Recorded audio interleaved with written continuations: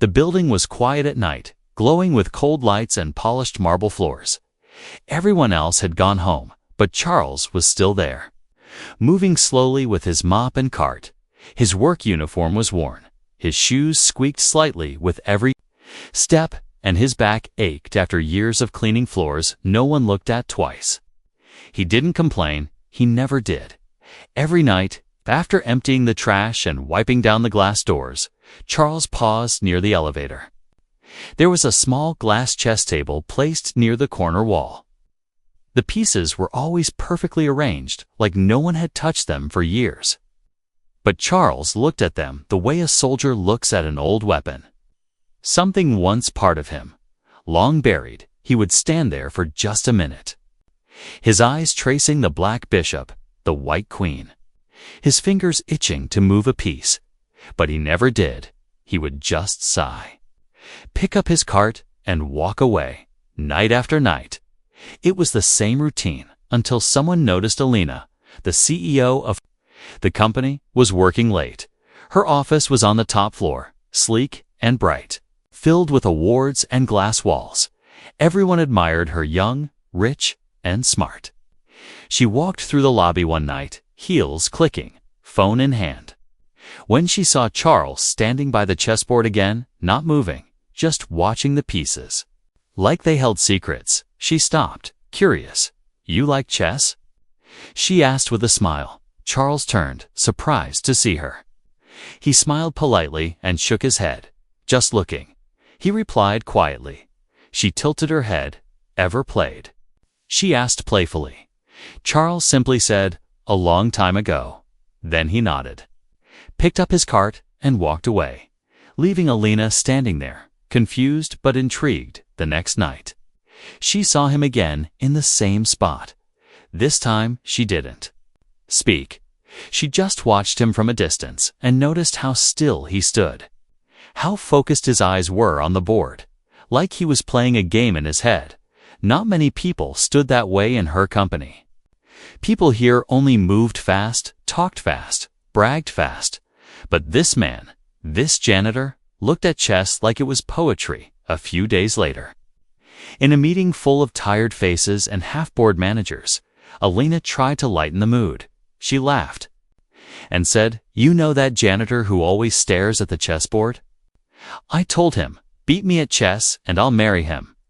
Everyone laughed. It was a joke. Of course, a billionaire CEO marry a janitor.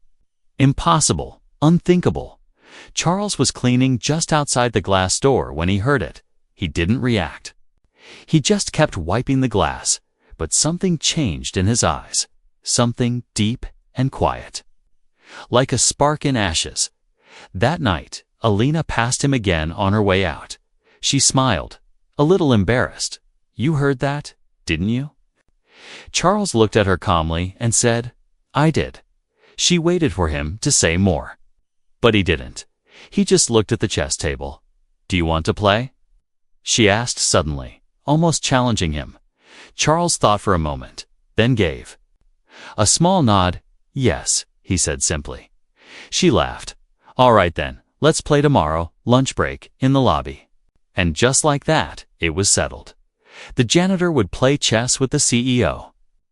Word spread like wildfire. Employees whispered, "He's really going to play." Some laughed, others rolled their eyes. But everyone promised to be there. It wasn't every day you saw something like that night. Charles walked home slowly to his small apartment. It was quiet, old, and filled with books, trophies, and one dusty chessboard. He sat down, took out the board, and stared at it. His fingers moved quickly, like they remembered every move, every strategy, every painful loss and brilliant win. He hadn't touched this board in years, not since his wife passed, not since he gave up tournaments, fame, and the life he once had. Life had been cruel after that, one bad thing after another, and when he had nothing left, he picked up a mop to survive. No one asked about his past, and he didn't offer it. But now, something stirred inside him again, not because of the bet, not because of marriage, but because, for the first time in years, Someone had looked at him, really looked, and saw more than just a man in a blue uniform. The next morning, he woke early, dressed neatly, even polished his old shoes.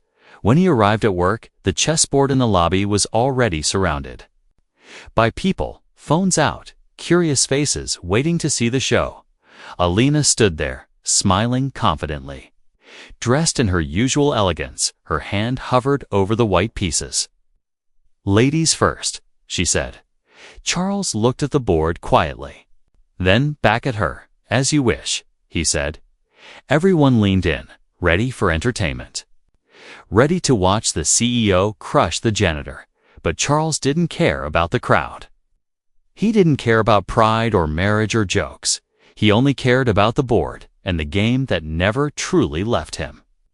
And in that moment, something bigger than status or wealth hung in the air, a game of minds, not money.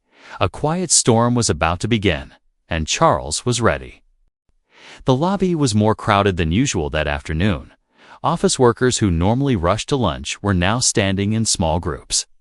Some whispered, others stared, and a few even held their phones up, waiting to record something they thought would be funny. Everyone expected a short match, a simple humiliation. The janitor versus the CEO. It was a joke to them, but Charles didn't look nervous. He walked in quietly, wearing the same clean uniform, his old shoes polished to a shine. His eyes were calm, his face serious. He wasn't here to entertain anyone, he was here for the game. Alina stood near the chessboard, her arms crossed. Wearing her confident smile, she had always been sharp.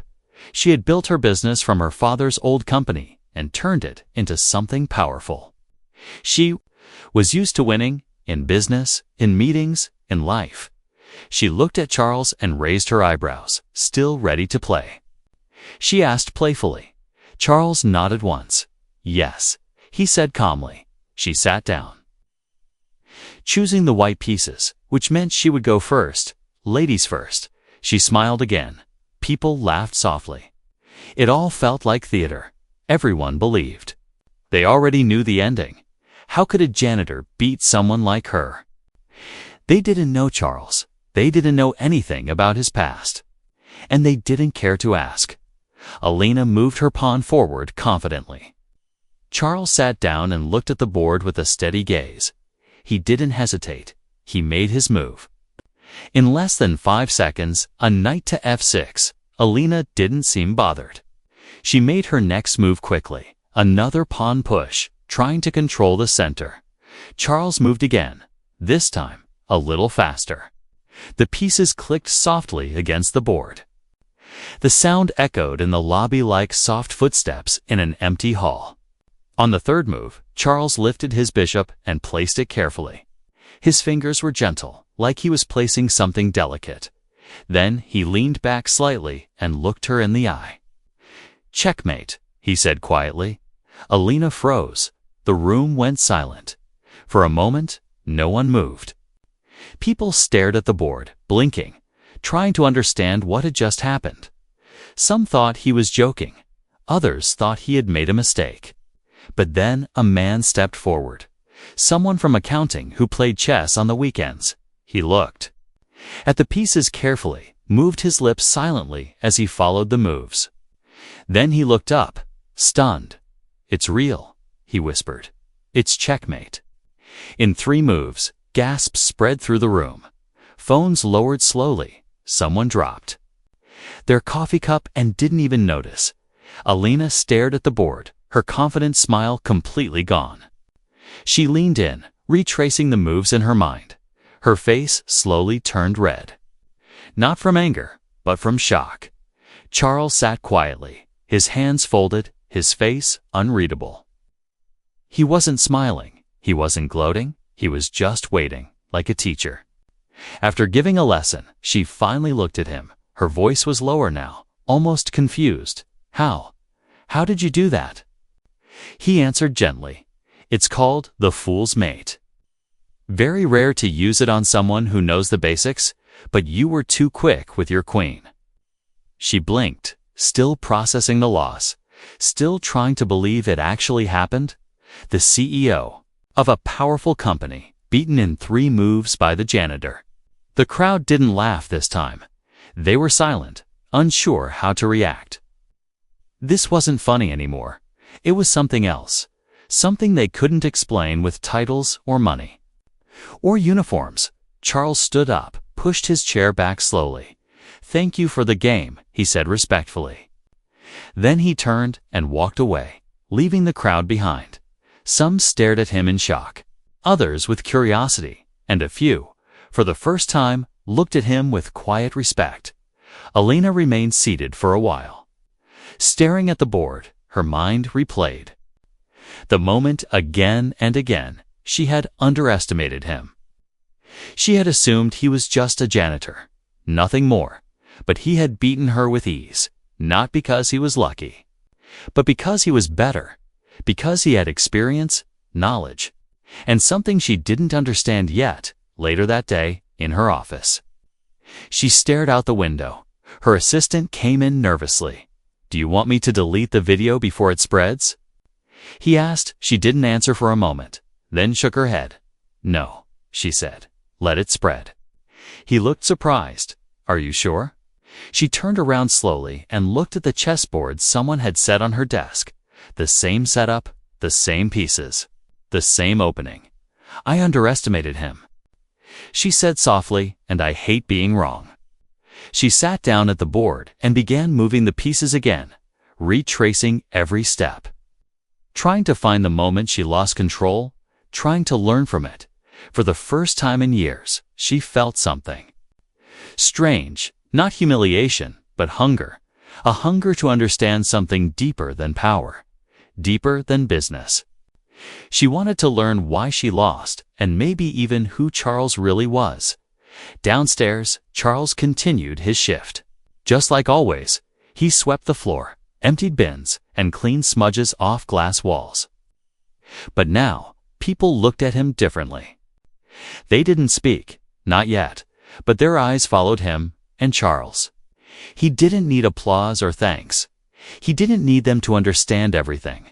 All he needed was the board, the quiet of the game, and the knowledge that for the first time in years, someone had seen a glimpse of who he used to be and who he still was. The day after the chess match, the office was buzzing like a beehive. People spoke in low voices near coffee machines and elevator doors. Phones passed hand to hand with the same video playing over and over. The janitor, quiet and calm, beating the CEO in just 3 moves. No one had seen anything like it, and no one knew how to act around Charles anymore. Some thought it was a trick. Others said Alina let him win on purpose. A few believed it was staged for attention, but the truth sat right there in the recorded moves, in the frozen faces, and in the stunned silence that followed the checkmate. Charles didn't change. He still showed up on time, wearing the same uniform, pushing the same cart, cleaning the same smudged glass walls. But now, when he walked through the halls, people moved aside. They didn't know whether to say hello or avoid eye contact. Some looked at him with surprise, others with quiet shame. He didn't look for attention. He didn't even mention the match. It was just one moment in a lifetime full of silent ones. But upstairs, in the glass-walled corner office, Alina couldn't stop thinking about it. She had stayed late the night before, playing the match again and again in her head. Her pride was hurt, yes, but not in the way others thought. She wasn't angry that she lost. She was angry that she didn't see him coming, that she had judged someone so quickly, so carelessly.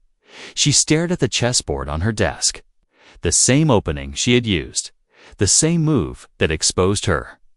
Her father had taught her chess as a child, but only as a game to sharpen business thinking. She had never seen it as art or poetry or war. Charles clearly did. By noon, she made a decision. She stepped into the elevator and pressed the button to the basement level. It surprised people who saw her. The CEO didn't usually come down. There, Charles was standing by the loading dock, organizing cleaning supplies. When she appeared, he looked up, surprised, but said nothing. "I want a rematch," she said directly. He gave a small smile. "Are you sure?" "Yes," she nodded, "but not today, not this week." Charles raised one eyebrow. "Waiting. I want to learn first," she said. "From you." He didn't laugh. He didn't show shock. He simply nodded and said, "All right," the next evening. When the building was quiet again, Charles was waiting by the chess table in the lobby. Alina came down without her heels, wearing sneakers and a simple black coat. No cameras, no audience, just them. She sat across from him. "Teach me," she said. "And so," he began. It was slow at first. He explained every piece, every reason behind each move. Not just what the queen could do, but why you don't rush her out too early. Not just how the pawn moved, but why protecting it was sometimes more powerful than attacking. Alina listened, asked questions, and moved the pieces with growing care. Every time she made a mistake, Charles explained without judgment. Sometimes he said nothing, just looked at her, waiting for her to see it herself. Night after night, they met there, 1 hour at a time. Charles teaching, Alina learning. People started noticing. But no one spoke about it openly. It was like a quiet mystery unfolding under everyone's nose. One night, after a deep match, Alina looked up from the board. "Why are you a janitor?" she asked suddenly, not with mockery, but with real curiosity. Charles paused. His hands folded in front of him. His voice was low when he replied, "Because life doesn't care about trophies." She waited. "I used to play in tournaments," he said. "Won state titles, nearly went international." Her eyes widened slightly. "So what happened?" He looked down at the board. "My wife got sick. Cancer. We had no insurance, no savings. I stopped everything to care for her." Alina didn't interrupt. She could feel the weight in his voice. "When she passed, I didn't have anything left." He continued, "I took the first job I could find. This one." Alina looked at him differently now. This wasn't just a man with hidden talent. This was a man who had once given up everything, who carried pain with quiet strength, who chose to survive with dignity instead of bitterness. She said nothing, just nodded slowly, and Charles, after a long silence, moved his knight and said, "Your turn." After that night, something changed. In their lessons, it wasn't just about chess anymore. It was about trust, understanding, and a strange kind of friendship, built piece by piece, like a slow, quiet match on a rainy day. Word spread again, but this time not with laughter. People started saying, "Maybe the janitor used to be something. Maybe he's teaching her. Maybe she respects him." Some workers who had mocked Charles now watched from a distance, trying to understand how a man they ignored every day had become someone the CEO herself chose to learn from. And Alina, who once joked about marrying him, now came down without makeup, without titles. Just a student eager to learn from a man with a lifetime of silent victories. One night, after packing the pieces away, she asked softly, "Do you still love the game?" Charles looked at her, his eyes steady. "Always," he said. "It's the one thing that never betrayed me." She nodded, and in that moment, she realized she wasn't just learning chess. She was learning life, and Charles. He finally had someone who saw him not as a janitor, but as a master. The sky was turning orange when Charles finished his shift. He walked out of the building with slow, steady steps. A soft wind touched his face, carrying the faint sounds of the city at night. Behind him, the tall glass building sparkled like a giant tower, cold and perfect, but inside it, something had started to change. He didn't take the bus right away. Instead, he walked to a small park nearby and sat on a wooden bench. His hands were rough, his back tired, but his mind was still sharp. The game they had played earlier that day was still in his head. Every move, every mistake, every improvement Alina had made, he remembered it all. He never thought he'd be teaching someone like her. A woman who owned companies, sat in boardrooms, and flew across oceans in private jets. But when she sat across from him at that chess table, none of that mattered. She became just another student, eager to learn, hungry to grow. Charles had seen many people with power, but very few knew how to listen. Alina did. She didn't interrupt him, didn't question his knowledge, didn't act like she was better. She respected the board, and slowly, she had started respecting the man behind the broom that night. Charles looked up at the stars and remembered his wife. She used to call him her king of the board, always waiting for him after every match. She had believed in him when no one else did. When she died, something inside him died too. And for years, he had hidden his past, buried it under uniforms and mops. But now, it was rising again, quietly, piece by piece, move by move, the next morning. Charles arrived early. The building was still waking up, lights flickering on, doors unlocking. He placed a folded paper bag beside the chessboard.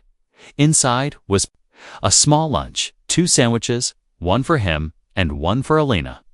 He didn't say anything about it, just placed it there and waited when she arrived. She looked at the bag and raised an eyebrow. "What's this?" she asked. "Breakfast," he said with a soft smile. "You skipped it yesterday." She blinked, surprised. No one had ever noticed that before, not even her assistant. She sat down and unwrapped the sandwich. "Thank you," she said, and they began their session. Their matches grew longer now, more challenging. Alina made fewer mistakes. Charles had to think harder, and he liked it. He liked seeing her grow, not just in the game, but in how she treated people.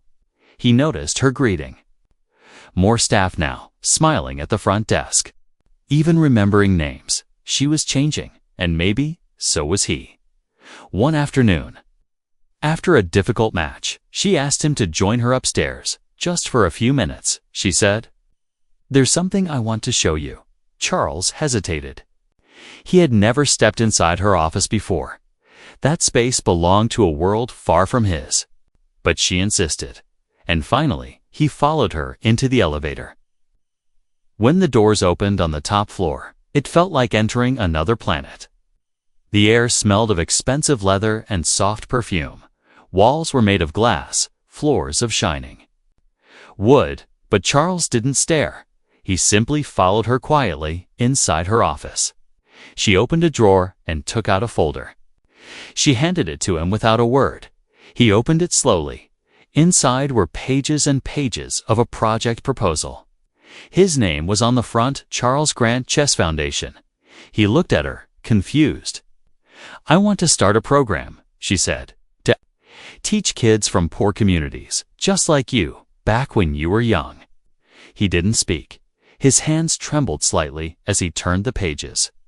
There were photos of empty rooms turned into chess classrooms. Training plans, scholarship ideas. "I want you to lead it," she said softly. "Be the head coach, the mentor, the face of it." Charles felt something in his chest that he hadn't felt in years. Pride, and maybe even purpose. "Why are you doing this?" he asked quietly. She looked at him without smiling, her voice firm. "Because the world forgot your name, but I didn't? And because I believe this game can change lives, it changed mine." For a long moment, Charles didn't say anything. He just stood there, holding the folder, his heart full, his mind racing. After all these years, someone believed in him again. He finally spoke. "I'm not used to being seen." Alina stepped closer. "Well, get used to it," she said gently. Later that evening, they played another match in the lobby. This time, it wasn't teacher and student. It was 2 equals facing each other. They didn't speak much, but the silence between them was no longer empty. It was full of trust, of shared history, of something quietly beautiful growing in the middle. Of a busy world, other workers walked by, watching from a distance. Some nodded, others whispered. And some just stood there, not knowing how to describe what they were seeing. A janitor and a CEO, connected by a board of 64 squares. A game of war, now becoming a game of healing. When Charles left that night, the weight in his chest felt lighter. He looked at his hands. Once calloused and tired, and now ready to build again, not just buildings, but futures and far above him. In her office of glass and steel, Alina looked down at the city, her eyes not on profits or reports, but on one quiet man who had changed everything with just 3 moves.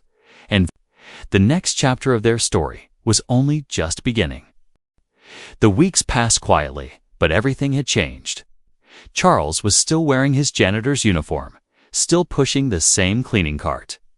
But now people greeted him when he passed. Not everyone, but enough to notice. Some smiled, some nodded.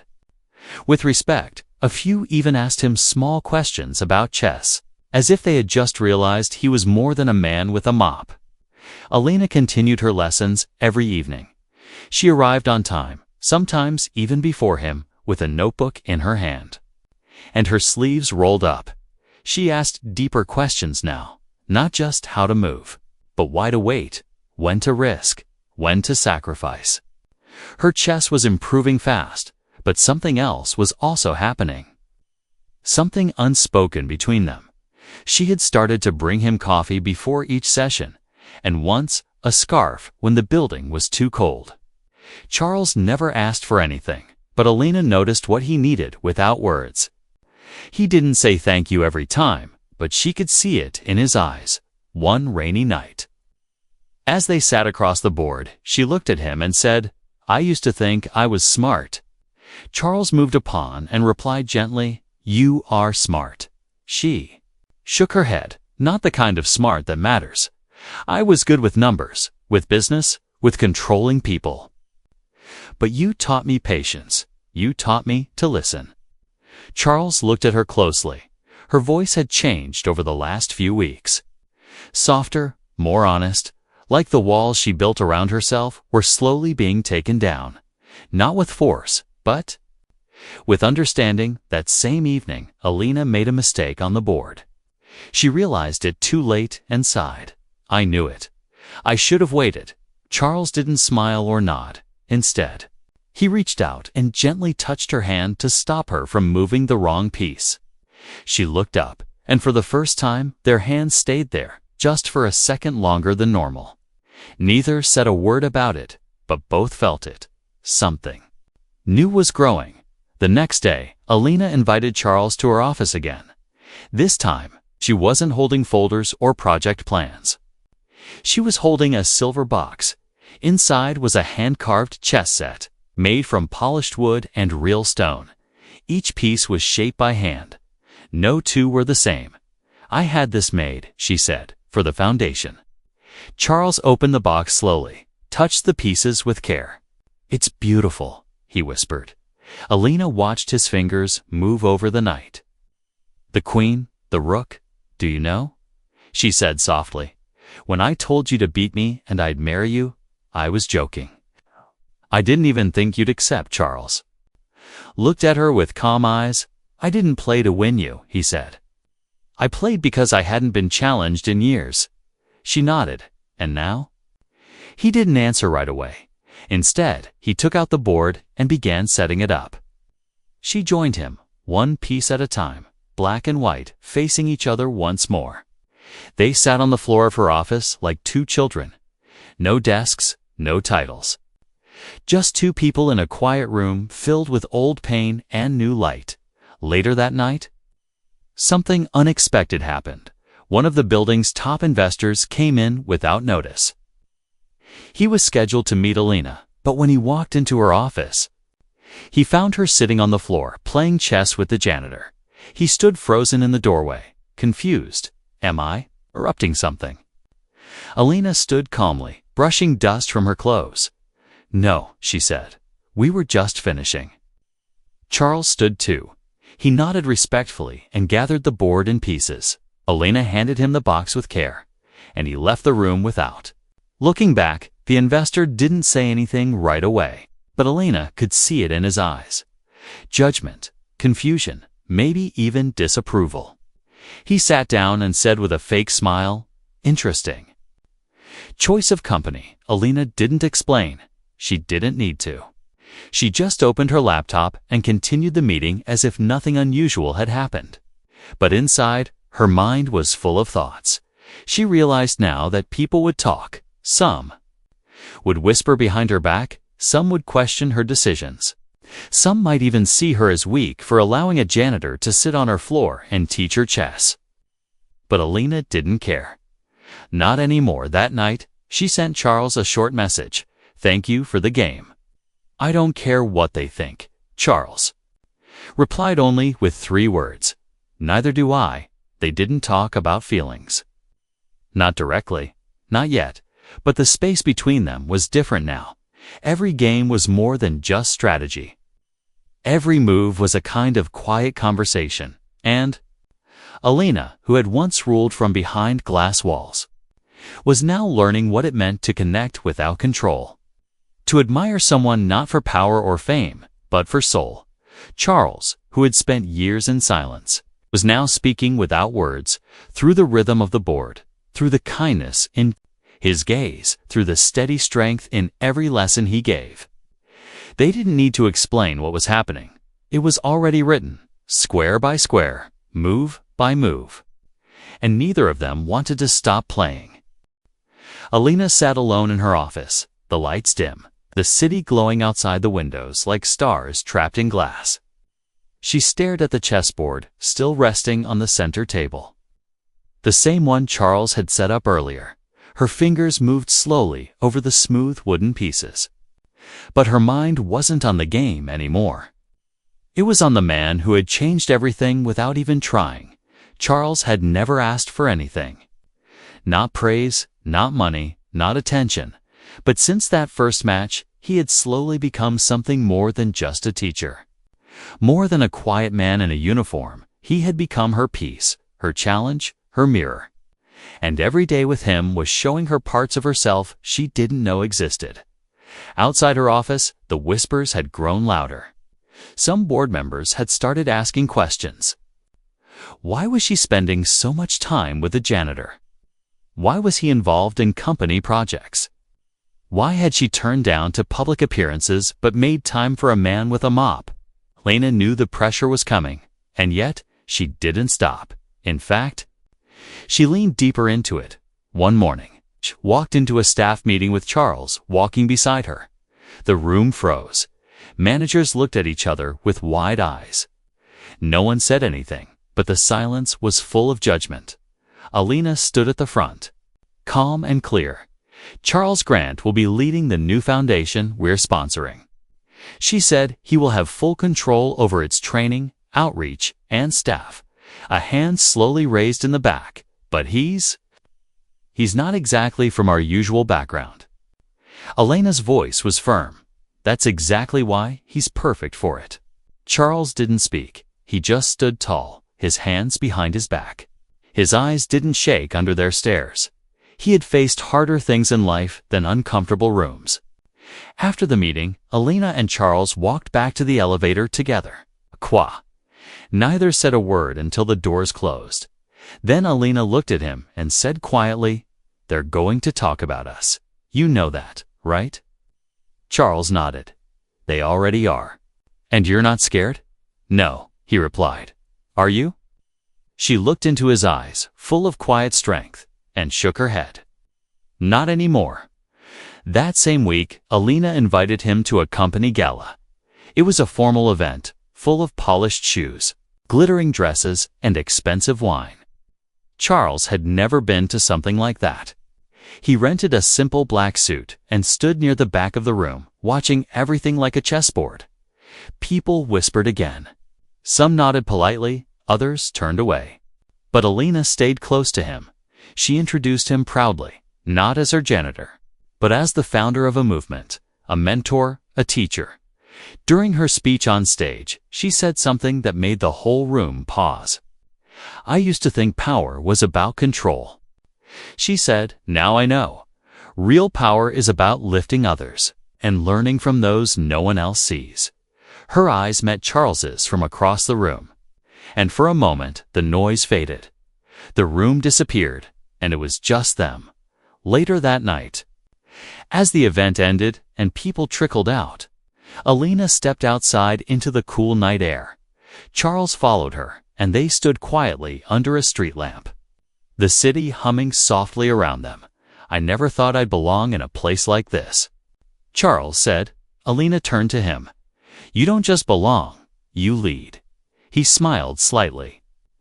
"That's not how most people see it." "I don't care how they see it," she said. "I care how you carry it." For a moment, silence sat between them, full and warm. Then she added, "You've done more for this company, for me, than anyone else has in years." Charles looked at her, truly looked, and said, "And what have you done for me?" She tilted her head, curious. "What do you mean?" "You gave me purpose again," he said. "You gave me back the board, the teaching, the reason to wake up with a spark." Alina reached for his hand, slowly, gently, and this time he didn't pull away. Their fingers touched and stayed. "I think I also gave you my heart," she whispered, almost afraid to say it out loud. Charles looked at her with soft eyes, full of wisdom and years of silence. "I know," he replied. "Tea. And I didn't ask for it, but I've been holding mine too." They didn't kiss, they didn't need to. The moment was already more than enough, more honest than any contract, more powerful than any business deal. The next morning, Charles showed up to work earlier than usual, but this time, not in a janitor's uniform. He wore a suit, not flashy, not expensive, but clean and sharp. He had been officially announced as the director of the Charles Grant Foundation. His janitor badge was gone, replaced by a golden nameplate at the entrance of the new office on the ground floor. Some still whispered. Some still laughed behind his back, but most of them began to watch him with new eyes. Not because he had a title, but because he had earned something greater: quiet respect. And Alina, who once ruled from the top floor, now spent most of her time below, helping, learning, sitting beside him as he taught young kids how to play chess, how to think ahead, how to believe in themselves. What started as a joke, what began with 3 moves and a challenge, had turned into something real, something powerful, and neither of them would ever be the same again. The days moved forward like quiet waves, and the building that once held only business talks and stock numbers now echoed with new energy.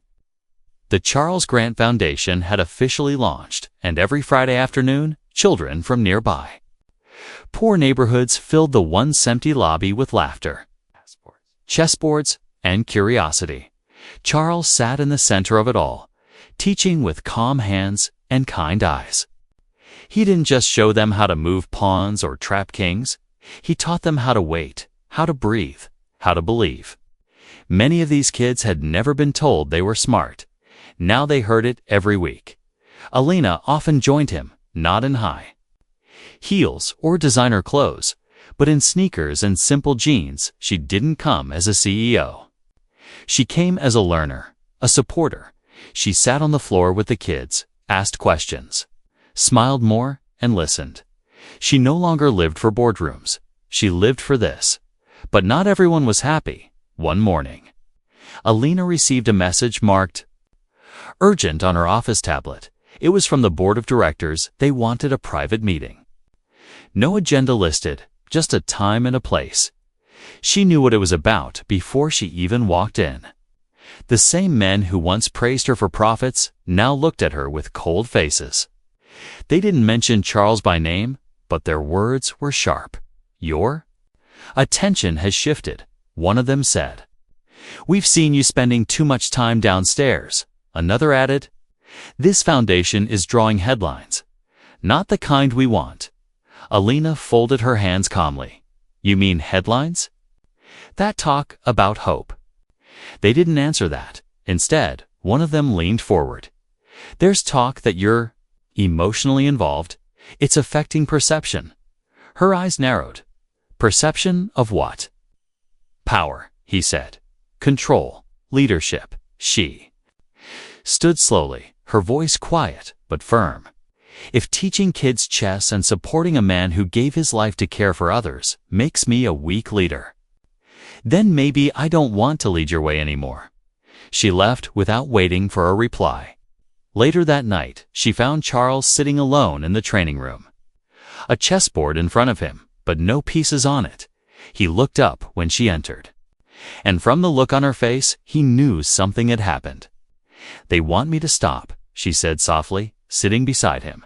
"Stop the foundation. Stop spending time with you." He nodded slowly. "I figured this would come," she sighed. "They're afraid of change, afraid of love, afraid of someone like you standing next to someone like me." Charles looked down at the board, still empty. "Then we show them the board isn't empty," he said. "We fill it, one piece at a time, one child at a time. Until the whole city sees the truth." The next day, they held the largest chess workshop the building had ever seen. News reporters came, photographers snapped pictures of young children learning from Charles. And when Alina stood beside him, no one could deny what they saw. Unity, respect, vision. A headline appeared.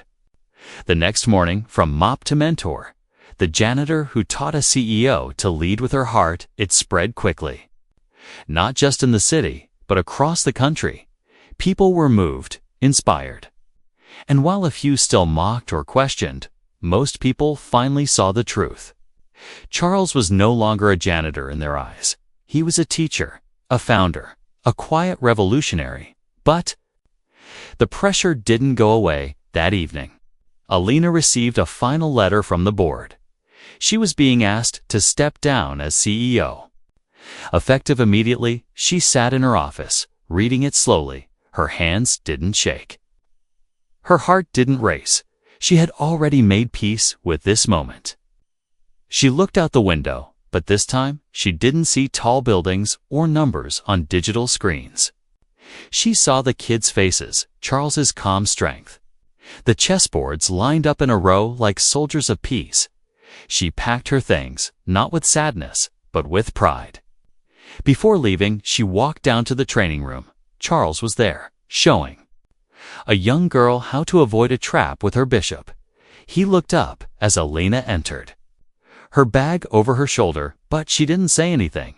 She just walked to the board, picked up a knight, and placed it down with a smile.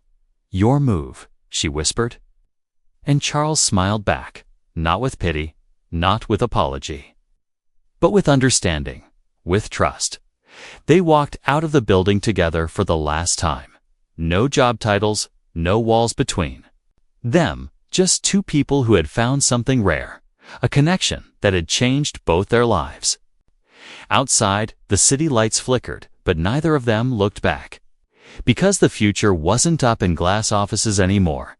It was right there on the ground, in the hands of kids, in the lessons passed on, in the heart of a man who once swept floors and now built dreams. And next to him walked the woman who gave up everything to walk beside him, not because of a joke, not because of a bet, but because some things in life are worth more than power, because some people are kings even without crowns, and some queens don't need thrones to rule. They just need someone who sees them. 1 year had passed since Charles first sat across the chessboard from Alina in that quiet lobby. A simple game, born from a joke, had changed everything. Not just for them, but for dozens of children, for a company, and for the way people saw power and worth. The Charles Grant Foundation was now alive and strong. Children came from all over the city, kids who had never touched a chess piece before, kids who had been called slow, poor, or hopeless, now playing full matches, learning not just strategy, but discipline, patience, and confidence. Charles walked through the bright classroom, his steps slow but steady. He still wore simple clothes. He never wanted a fancy suit or special treatment. What he loved was sitting down with the students, seeing their eyes light up when they saw a checkmate, hearing them laugh when they almost missed a move, and most of all, watching them believe in themselves. Alina had stepped away from the business world, but she had never stepped away from him.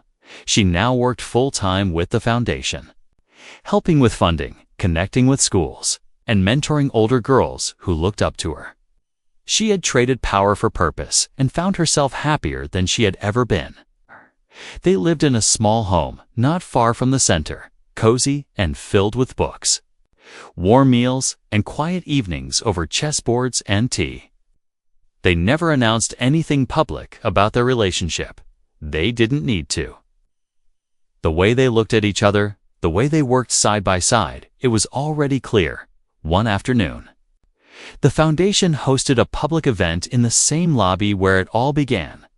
But this time, it was packed teachers, local leaders, families, journalists.